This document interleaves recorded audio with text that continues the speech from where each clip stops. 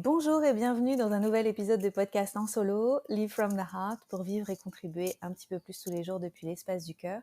Je suis Anne-Claire Méret et cette fois-ci, j'ai choisi d'aborder un thème qui est l'amour et les relations. Il va y avoir certainement plusieurs épisodes parce que j'ai reçu beaucoup de questions et donc c'est un épisode questions-réponses. Merci beaucoup aux personnes qui ont envoyé des questions sur l'amour. Je vois que ce thème vous passionne toujours et moi aussi, donc ça tombe bien. En fait, je suis très heureuse de faire des épisodes sur ce thème-là. Juste peut-être en préambule, moi je fais du coaching depuis de nombreuses années, en lien avec d'abord la santé naturelle, puis l'EFT, libération émotionnelle, et puis du coaching pur. Et j'ai orienté mes activités plus pour aider les praticiens du bien-être à occuper leur place. Mais en 2018-2019, ayant vécu une grande rupture amoureuse en 2018, je me suis penchée sur la question des relations amoureuses de façon beaucoup plus intensive, je dirais.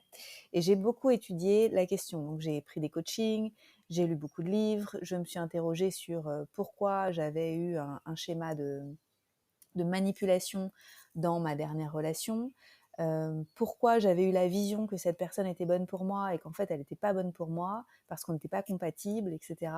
Et donc ça m'a permis de travailler sur beaucoup de thèmes qui ont été très très importants, qui ont après donné la vie amoureuse que j'ai pu créer aujourd'hui. Donc aujourd'hui, je suis dans une situation absolument magnifique avec un fiancé extraordinaire que j'ai rencontré, c'était en 2018, mais on s'est mis ensemble en 2019 parce que certainement j'étais pas prête et lui non plus. On est dans une dynamique de relations ouvertes et je sais que beaucoup de gens ont des questions sur les relations ouvertes, donc j'y répondrai, je pense, dans un autre épisode dédié aux relations ouvertes parce qu'il y avait beaucoup de questions sur ce thème et j'ai beaucoup de ressources à partager, donc il va y avoir un épisode dédié là-dessus. Et là, pour l'instant, je vais répondre à vos questions. Donc, première question, est-ce que la culture française est prête à s'ouvrir à l'amour conscient, à l'amour sacré? Et bah, en fait, la réponse est oui. Je pense que c'est pas une question de francophonie ou de monde anglophone ou de d'autres mondes. Je pense que c'est partout, absolument sur tous les territoires, que tout le monde s'ouvre à l'amour conscient, à l'amour sacré. Autour de moi, j'ai quand même l'impression que beaucoup de gens se sont interrogés sur leurs relations amoureuses ces dernières années et se sont rendus compte qu'ils avaient fait beaucoup de choses parce qu'ils croyaient qu'ils devaient faire comme ça et qu'ils ont déconstruit des modes de fonctionnement pour pouvoir se connecter à ce qui est vraiment juste pour eux et pour pouvoir être vraiment créateurs de leur expérience amoureuse. Et ça, pour moi, c'est conscient et c'est sacré aussi parce que c'est reconnaître qu'on est capable de tout créer. Et donc, c'est une forme de puissance connectée au divin pour moi quand deux personnes viennent ensemble dans leur divinité et dans leur humanité, alors le potentiel est juste extraordinaire. Donc oui, tout à fait. La réponse est que c'est pas parce que vous êtes en France que c'est plus difficile que si vous étiez ailleurs. C'est partout. Comment trouver une personne qui est en résonance avec soi? Pour moi, ça passe d'abord par la connaissance de soi, c'est-à-dire vraiment self-discovery, vraiment prendre le temps d'aller s'observer à l'intérieur et voir qui on est et honorer qui on est. Commencer à s'aimer de plus en plus et honorer qui on est et ne pas avoir peur de montrer qui on est, se montrer 100% honnête et authentique depuis le début. C'est-à-dire vraiment quand on est dans cette démarche de recherche, d'ouverture avec l'autre, toujours honnête et authentique depuis le début. Et du coup, en face, ça va pouvoir répondre si c'est juste en fait. Vous voyez? Et quand c'est pas juste, quand ce sera pas aligné, ça va pas répondre et il y aura pas d'autres rendez-vous, ça va pas le faire, on va s'éloigner pour laisser la place à quelqu'un qui va être plus en résonance avec nous. Tout simplement. Existe-t-il un réseau social de rencontres amoureuses pour personnes évoluées spirituellement? Alors, pour moi qui ai travaillé dans les sites de rencontres de 26 à 28 ans, même plus, parce qu'après j'ai créé mon propre site de rencontres avec des associés, euh, pour moi, il y a des gens éveillés partout. Il y a des gens éveillés sur les sites de rencontres classiques et il y a des gens pas éveillés sur les sites de rencontres éveillés, vous voyez. Donc, il y en a certainement, si vous voulez y aller, vous pouvez y aller, mais ça ne veut pas dire que vous allez trouver des gens vraiment beaucoup plus évolués spirituellement, entre guillemets. Pour moi, les personnes évoluées spirituellement, elles sont partout. Partout. À la boulangerie, sur les sites internet, enfin voilà. La question, c'est est-ce que vous allez poser un cadre qui permet de reconnaître si la personne elle est éveillée pour vous selon vos propres critères et selon ce que vous recherchez. C'est plutôt ça. Je dirais dans votre profil, comment vous vous exprimez pour faire déjà un premier filtre et dans les premières conversations que vous avez avec les gens, comment vous exprimez pour faire déjà un premier filtre. Et c'est là que vous allez vous rencontrer. Vous voyez, c'est là où vous allez pouvoir faire un entonnoir. Ensuite, comment savoir si c'est le bon? Tout n'est pas toujours une évidence, coup de foudre, etc. Alors, pour moi, peut-être que ça va vous choquer, mais je ne crois pas au bon. Je ne crois pas au bon, je ne crois pas qu'il y ait le bon qu'on rencontre dans la vie et que ça dure forever jusqu'à la fin et ils vécurent heureux et eurent beaucoup d'enfants. Moi, je pense qu'on peut être compatible avec plusieurs personnes et que c'est nous qui créons nos relations avec nos aptitudes relationnelles et notre ouverture à l'amour. Et c'est un choix. Par contre, quand on rencontre quelqu'un et qu'on se demande est-ce que j'ai envie de faire un bout de chemin avec lui ou avec elle, alors moi je me pose ces questions-là qui sont, je trouve, très intéressantes. C'est est-ce que j'aime qui je suis quand je suis avec lui? Est-ce que j'aime qui je suis que je suis en train de devenir quand je suis avec lui? Et quand je me connecte à ma plus belle vision pour ma vie dans le futur, est-ce que je sens que cette personne que je viens de rencontrer m'aide à devenir cette femme que je souhaite être? Et ça m'aide à savoir si c'est une bonne personne pour moi et si j'ai envie de continuer cette relation ou pas. J'espère que ça vous aide. Ensuite, comment avoir la certitude d'une prochaine belle rencontre pour se la créer quand on n'a jamais connu ça? Alors, on n'est pas obligé d'avoir connu ça pour pouvoir le créer. Par contre, c'est bien de réussir à se connecter avec cette énergie-là parce qu'on sent que ça existe dans le monde et que c'est possible. Et si c'est possible dans le monde, alors pourquoi pas pour nous? Donc je dirais que la réponse, ce serait s'inspirer de couples qui ont créé déjà des choses magnifiques parce que ça va nous donner des ingrédients pour créer notre propre recette. Donc tu peux chercher dans des livres. Il y a un livre que j'adore qui s'appelle Conscious Loving et j'ai adoré comment les auteurs ont réussi à créer leur relation amoureuse et j'ai trouvé que c'était très inspirant pour ma propre relation amoureuse. Donc voilà, inspire-toi de personnes qui ont su créer des choses qui sont pour toi inédites pour pouvoir télécharger comme des programmes relationnels qui vont être possibles pour toi aussi. Ensuite, comment avoir la certitude d'une prochaine bonne rencontre pour se la créer quand on n'a jamais connu ça? Une chose très importante, je pense, c'est de ne pas projeter tout à l'extérieur, mais de vraiment se concentrer sur connecter avec l'énergie d'amour à l'intérieur de soi et commencer à la faire vivre, pour ne pas mettre de pression sur quelque chose à manifester à l'extérieur. Et pour faire ça, travailler à incarner cette personne que tu veux être en amour.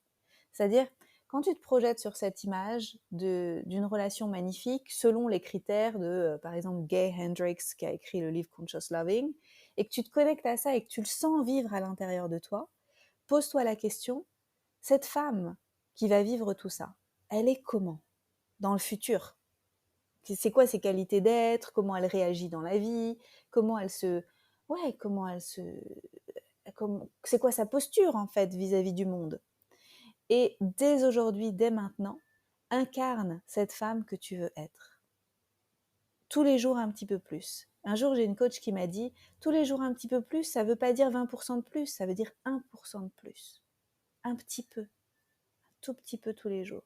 Et petit à petit, alors qu'on va incarner déjà ses qualités d'être, on va faire les mêmes choix qu'elle. Ah tiens, elle s'habille plutôt comme ça que comme ça. Ah tiens, elle choisit cette activité plutôt que cette activité. Ah tiens, elle s'exprime avec ces mots-là plutôt que ces mots-là. Alors on se rapproche de qui on a envie d'être.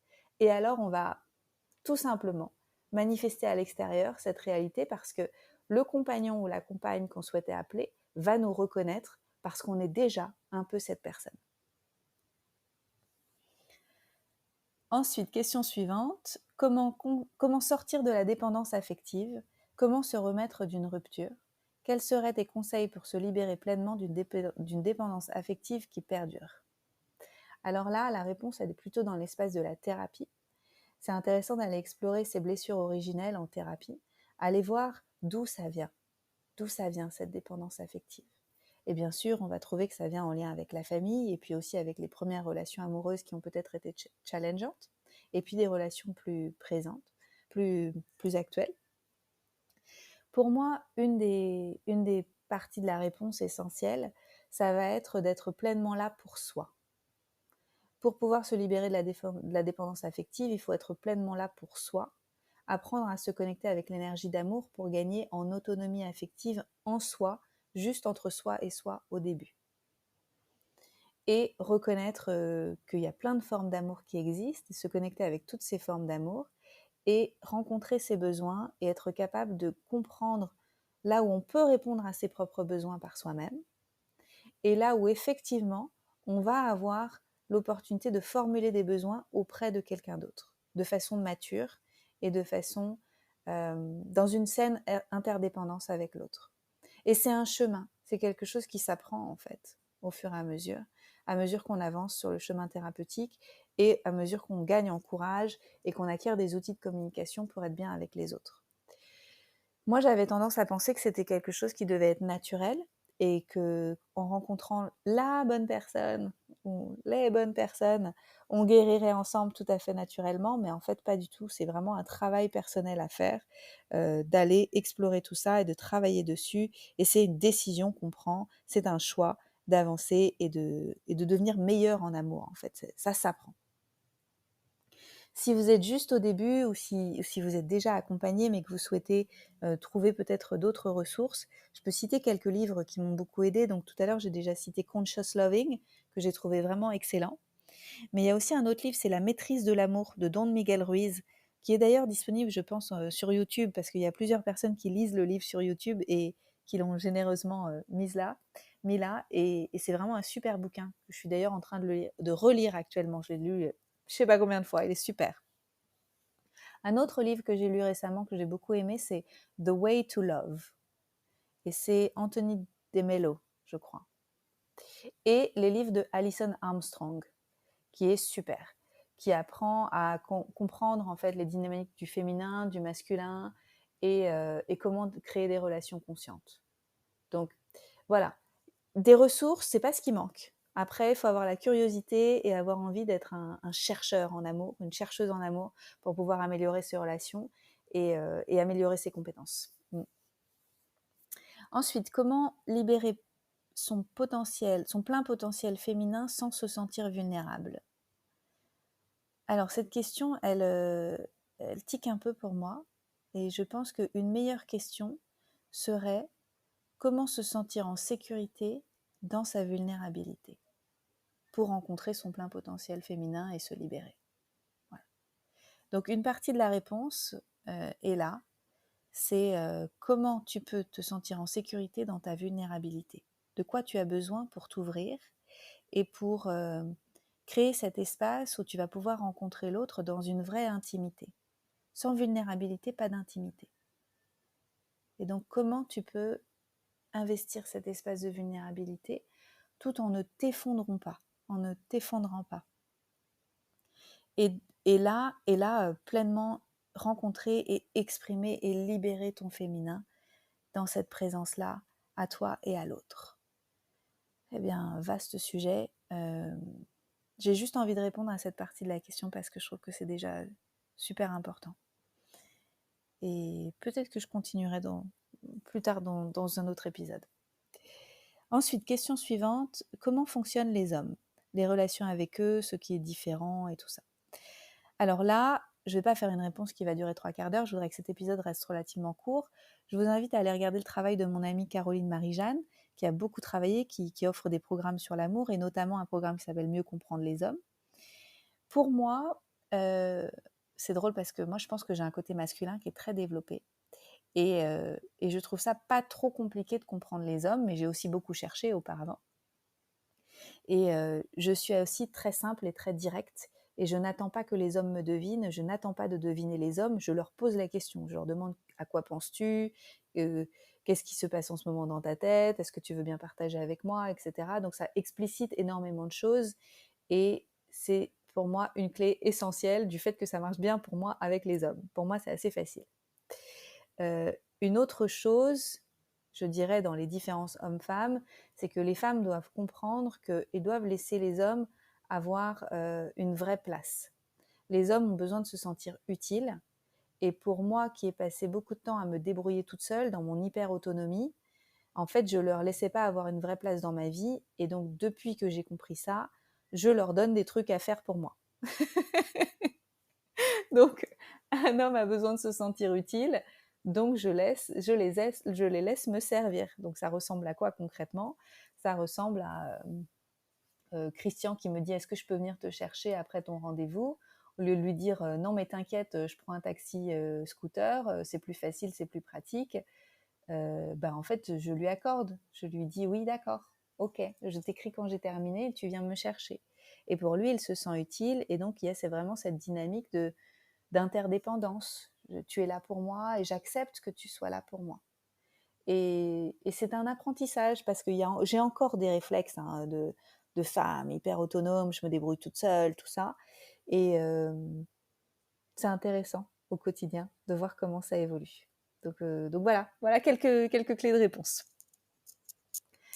Question suivante ou partie ouais, question d'ailleurs. Coach en couple avec un non-coach, comment ne pas le coacher? Mais en fait, ce serait la même chose. Coach en couple avec un coach, comment ne pas le coacher? Ce serait la même chose. Le coaching requiert un consentement mutuel. C'est-à-dire que quand tu sens que quelqu'un en face de toi, que ce soit un ami, que ce soit un membre de la famille, un collègue ou une relation amoureuse, quand tu sens que quelqu'un en face de toi traverse un challenge et pourrait bénéficier d'excellentes questions pour sortir de ce challenge, c'est à toi de poser le cadre et de dire qu'est-ce que tu en penses là? Est-ce que tu voudrais que je te pose quelques questions pour pouvoir dépasser ce que tu es en train de vivre, pour peut-être avoir de la clarté, mettre de la lumière? Ou est-ce que tu préfères tout simplement que je tienne l'espace pour toi, pour que tu puisses te déposer et me dire comment tu te sens sans chercher de solution? Et là, c'est en puissançant pour tout le monde.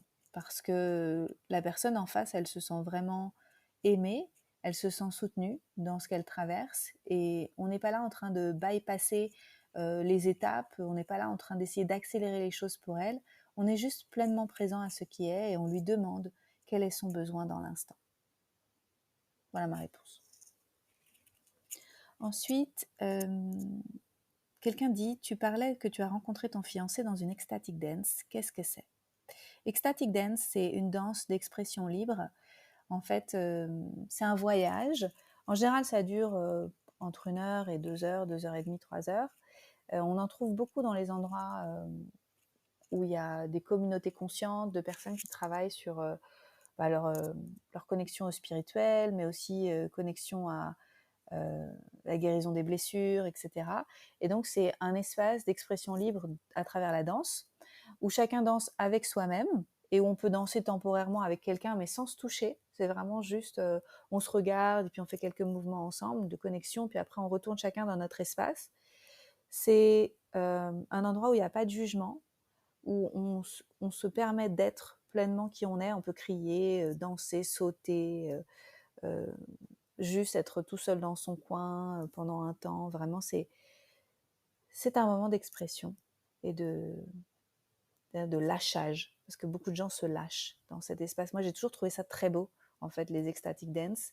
Et, euh, et la musique est belle. C'est souvent des paroles qui sont soit pas de paroles, soit des paroles qui sont uplifting. Il n'y a pas de paroles de chansons où c'est vulgaire, où c'est un amour déchirant, etc. En fait, non, c'est vraiment des paroles conscientes aussi, dans des espaces qui sont souvent très beaux et très naturels. On danse pieds nus, sur du bois souvent, ou sur de la terre.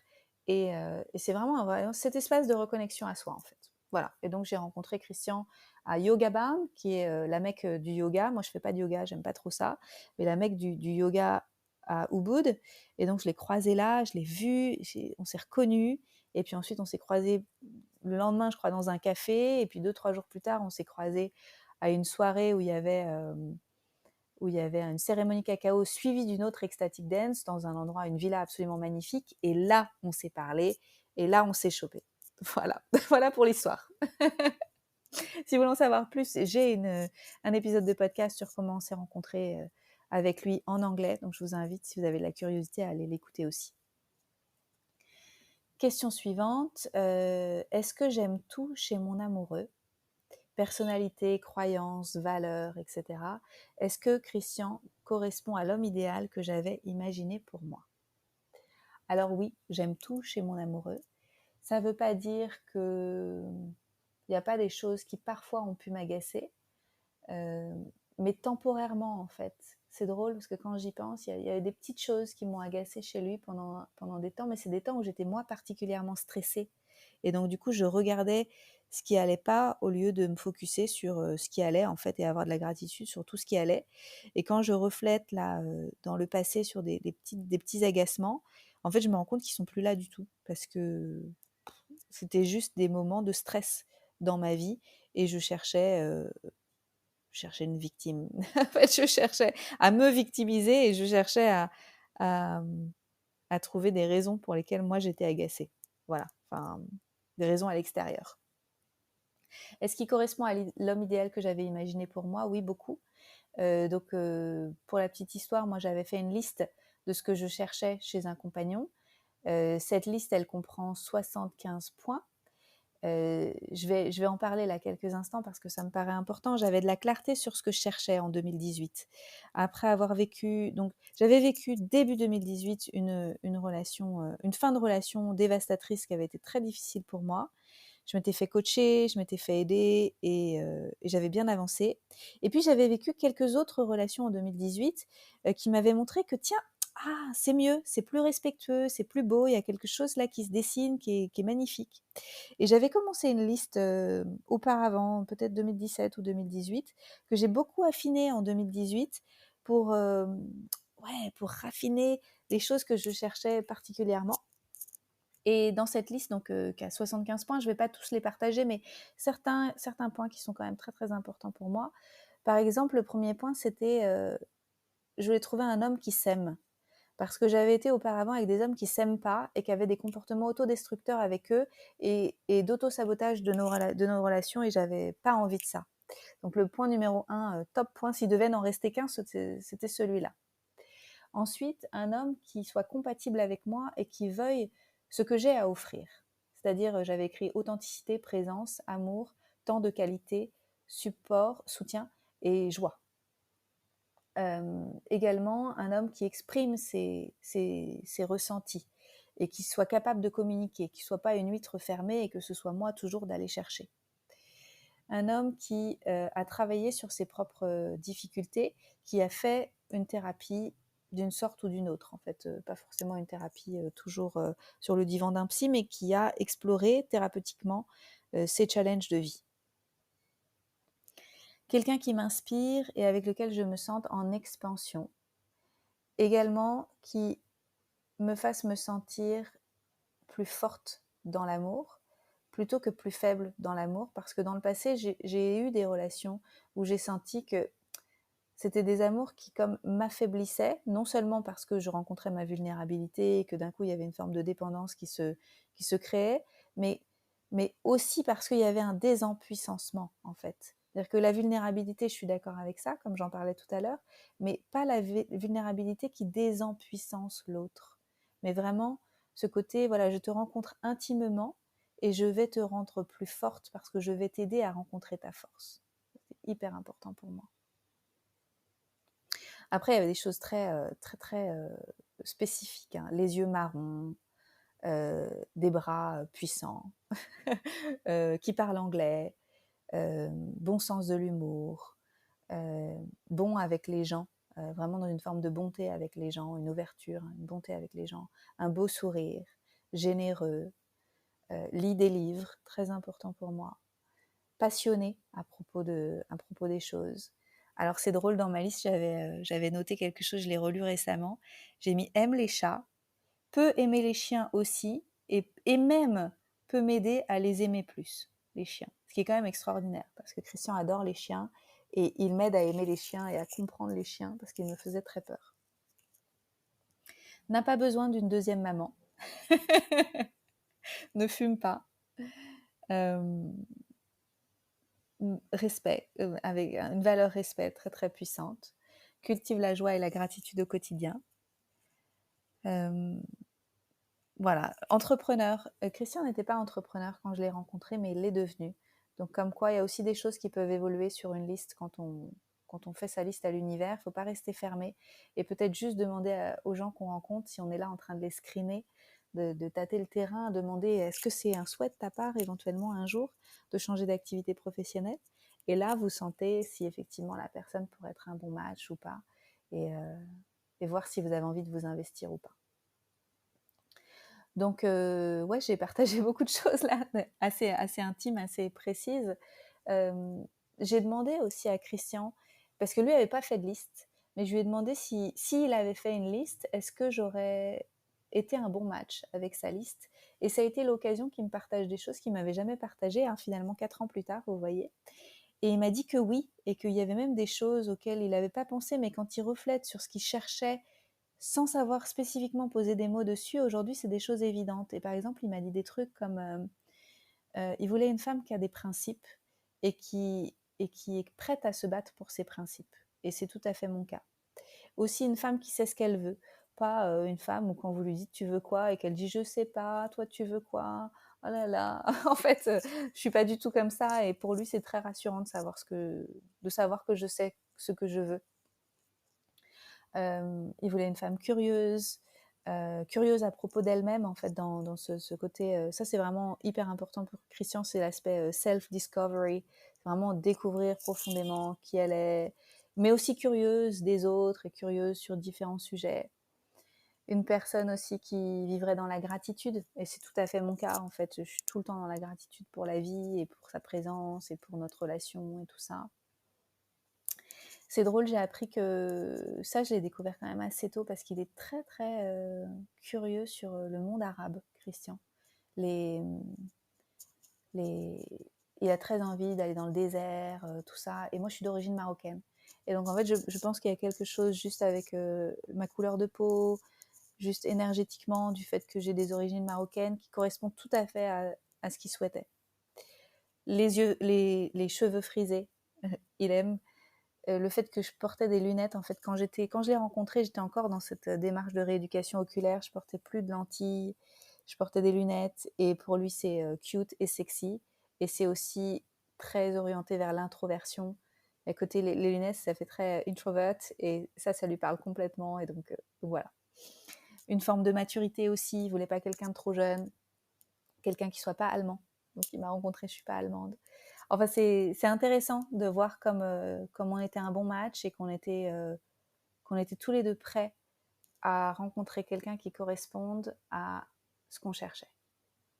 Donc, pour moi, il n'y a pas forcément d'homme ou de femme idéal dans le sens où il n'y a pas le bon ou la bonne, comme ce que je disais, mais il y a des choses qui sont spécifiques et qui sont importantes, et plus on arrive à mettre le doigt dessus, plus on va reconnaître quand on rencontre quelqu'un qui nous plaît et qui est bon pour nous. J'espère que ça fait sens pour vous. Pour moi, c'est assez évident aujourd'hui, hein, maintenant que je l'ai vécu et que je me rends compte à quel point avoir une vision pour pouvoir manifester sa vision, avoir de la clarté sur sa vision pour pouvoir manifester sa vision et la reconnaître quand elle vient vers nous, et ben c'est génial en fait. C'est génial. Et après, travailler sur l'ouverture pour pouvoir accueillir la personne et pas en avoir peur quand elle arrive. Et aussi le non-jugement des choses qui pourraient ne pas correspondre sur certains points, pour pas s'arrêter et se dire ah non non je peux pas être avec lui, il aime pas les chats ou il est pas entrepreneur ou il y a ci il y a ça, non en fait pas tout de suite tirer des conclusions et voir ce qui veut émerger à travers cette belle rencontre, parce que la vie est plus intelligente que nous et qu'elle va nous montrer le chemin, et quand même avoir de la curiosité. Si vous avez envie de travailler sur vous pour pouvoir accueillir les plus belles relations possibles ou améliorer vos relations, j'ai un livre qui s'appelle Une vie préliminaire, l'art de créer sa vie amoureuse, l'art de choisir l'amour et de créer sa vie amoureuse. Il est disponible en PDF et en version audio sur mon site. Pour l'instant, seulement en français, mais dans l'année, j'aimerais beaucoup, beaucoup l'adapter en anglais. Et puis, il y a aussi un programme qui s'appelle Empowered Relationships, que j'ai créé avec Christian l'année dernière. Ce programme, il est juste magnifique. Il y a 5 modules pour pouvoir vraiment faire sens de ce qu'on veut et puis tirer des enseignements de son passé et prendre la décision de créer le meilleur présent et le meilleur futur possible pour créer des relations en puissançantes. Ce programme, il est en anglais et il est disponible sous-titré en français. Si vous êtes seulement francophone et que vous ne comprenez pas l'anglais, vous avez accès quand même à tout en français. Et on a traduit les méditations en français et tous les exercices écrits sont en français aussi. Donc n'hésitez pas à aller regarder ça parce qu'il y a beaucoup de gens qui l'ont fait, qui ont ensuite trouvé l'amour. C'est juste waouh, quoi. Et ou améliorer leur relation existante. Et même des coachs qui n'avaient pas d'outils spécifiquement pour l'amour et qui ont vraiment grandement amélioré leur relation à l'amour. Donc, je suis pas peu fière. Très heureuse et pas peu fière. Merci pour votre curiosité, pour toutes vos questions, pour votre écoute jusqu'au bout. Et dans un prochain épisode, je parlerai spécifiquement des relations ouvertes parce que je suis en relation ouverte actuellement et que c'est quelque chose qui me tient beaucoup à cœur. Je trouve que ça demande beaucoup de courage, beaucoup de maturité, beaucoup d'explicitation. Je ne dis pas que c'est une panacée, je ne dis pas que c'est pour tout le monde, mais ça fait du bien et c'est très libérateur de pouvoir s'autoriser à vivre selon nos propres termes. Et donc j'en parlerai dans l'épisode suivant, voilà, ou bientôt, dans les semaines qui viennent. Je vous propose, si cet épisode vous a plu, de le partager autour de vous, aux personnes qui sont dans cette recherche active d'améliorer leur relation à l'amour, et puis de noter cet épisode sur Spotify et sur Apple. Et je vous dis à bientôt. Bye bye.